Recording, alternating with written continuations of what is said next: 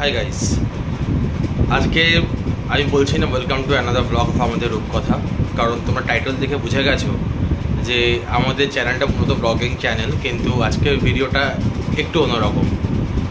তো তোমরা সবাই জানো অলরেডি খবরটা, কিছুদিন আগেই এই খবরটা আমরা পেয়েছি সবাই। তো আমি সকালবেলা উঠে ফেসবুক খোলার সঙ্গে সঙ্গে এই খবরটা পাই এবং I was literally shocked.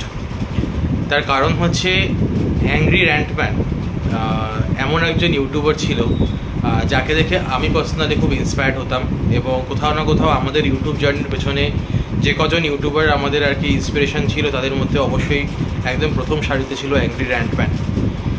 Angry র্যান্টম্যানের video যারা যারা দেখেছে তারা অবভিয়াসলি জানো ওর কন্টেন্টটা কীরকম ছিল। প্রচণ্ড আর কি আমি বলবো খুব কম ইউটিউবার থাকে না যারা একদম মন থেকে ভিডিও বানাতো বা বানায়, তাদের মধ্যে অ্যাংরি র্যান্টম্যান একজন ছিল। আমাদের ইউটিউব কমিউনিটির জন্য একটা বিশাল বড় লস যে এরকম একজন কন্টেন্ট ক্রিয়েটার এত তাড়াতাড়ি আমাদের ছেড়ে চলে গেল। মানে আমি এখনও ভাবতে পারছি না যে অ্যাংরি র্যান্টম্যান নেই। আমি তো প্রচণ্ড ভিভিডলি ফলো করতাম ওর ভিডিওসগুলো, প্রচণ্ড এনার্জি ছিল ওর ভিডিওগুলোর মধ্যে, এবং সব থেকে যেটা আমাকে আকর্ষণ করতো যে ও কোনো কিছুকে ভাবতো না, মানে কে কী ভাববে কে কী বলবে, কে কী ভাববে কে কী বলবে ওর ভিডিও দেখে ওর যায় আসতো না। ও জাস্ট নিজের মনের কথাটা স্পষ্টভাবে বলতো।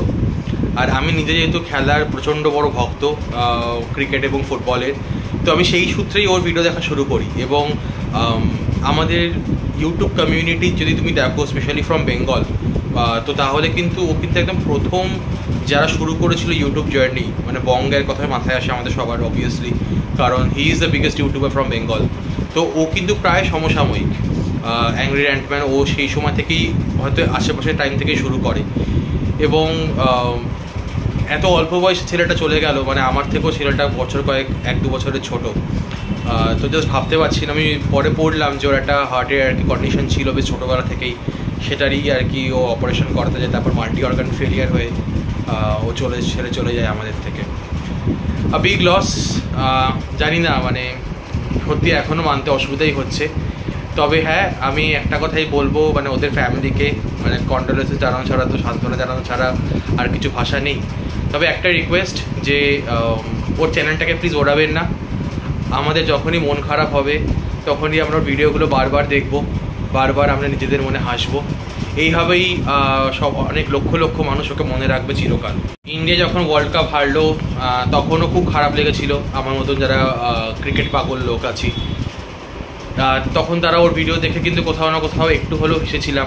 KGF 2 এর রিভিউ যারা দেখেছো তারা জানো ওই না রে না রে না না না রো না রে না রে, এই যে মিউজিকটা, মানে সেটা সত্যি কথা বলতে ও যখন রিভিউ দিয়েছিল ওই আওয়াজটা আমার এখনও কানে বাজে। এবং সেটা হয়তো যখন এই মিউজিকটা আমি বারবার করে শুনবো পরবর্তীকালে KGF এর এই মিউজিকটা, হয়তো KGF সিনেমাটার সঙ্গে সঙ্গে অ্যাংরি র্যান্টম্যানের কথাও মনে পড়বে। ভালো থেকো অ্যাংরি র্যান্টম্যান, যেখানেই থেকো আমি জানি যে তুমি যেখানেই থাকবে সেখানেই এন্টারটেইন করবে। আর কিছু বলার নেই আমার আর, তোমরা সবাই ওর আত্মার শান্তি কামনা করো, ব্যাস এইটুকুই বলার ছিল।